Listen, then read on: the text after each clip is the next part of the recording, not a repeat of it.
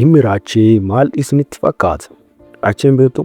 Yoo Raacheen beektu ta'e Raacheen TikTokeraa afaan Oromoodhaan hojjetu miliyoona 2.2 ol hordoftoota karaa TikTokii kan qabudha.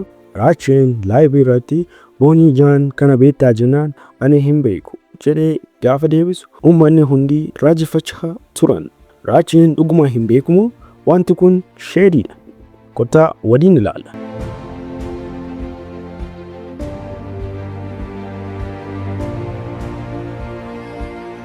Ashamaan harka fuunee akkam jirtu daawwattootaa fi dhaggeeffattoonni chaanaalii keenya bagara chaanaalii keenyaatti immoo nagaan deebitan sadiin jecha har'a immoo odeeffannoo waa'ee Raachee Tesfaye kafara goona. Kanaafuu amma xumuraatti nu wajjin tura. Warroonni chaanaalii keenyaaf haaraa taatan immoo chaanaalii keenya kana subscribe gochuun akkasumas illee laayikii fi sheerii gochuun immoo namoota baay'ee bukkeedhaan yaada kana gahaa isiniin jenna. Egaan daawwattoota keenya gara odeeffannoo har'a qabannee dhufnetti isin haa dabarsu. Raacheen eenyu kana laayivii irratti waa'ee boontuu ja'a gaafatamus deebiin isaa eenyu ishee ani hin beeku kan jedhu ture. Kun immoo hordoftoota boonii fi akkasumas illee uummata Oromoo mufannoo guddaa uumeera. Akkamittiin nama TikTokii irratti akkas beekamu wallaaltaa nama kanaan dura TikTokii laayivii wajjin seentee taphachaa turte wallaaltaa jechuun illee namoonni hedduun mufannoo agarsiisaniiru. Namoonni kaan Raacheen of tuulummaadhaa fi hin beeku jedhee kan jedhan, warroonni kaan immoo Raacheen hojii baay'ee kan sababii qabuu fi namoota baay'ee wajjin laayivii galaa kan ooluu fi kanaafuu Raacheen badaa hin hubatu kan jedhan illee ni jiru jechuudha.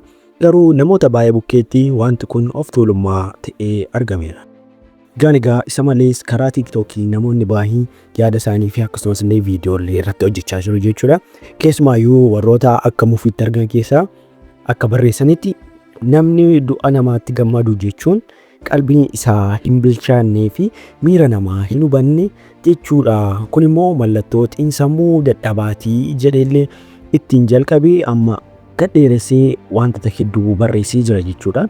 Keessumaayyuu yaada Raacheen hin beeku kan jedhu irratti illee wanta sana nama baay'ee kan mufachiisee fi hedduu kan dallansiisedha.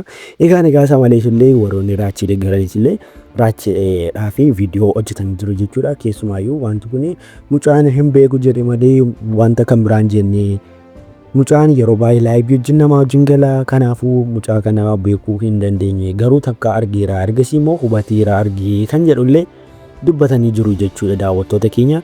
Egaa isin immoo maal jettu? Wanti kun dhuguma Raacheen hin beekumoo wanti kun dubbii uumuuf ta'ee kan jedhu illee isin illee yaada keessan immoo koomentii jalatti kaa'uu hin dagatinaa isiniin jecha. Egaa daawwattoota keenya odeeffannoon keenya irraa immoo kana ture. Amma xumura qophii keenyaatti immoo waan nu daawwattaniif galatoomaa isiniin jecha. Amma viidiyoo kan biraa walitti deebinutti immoo gama kiyyaan nagaatti.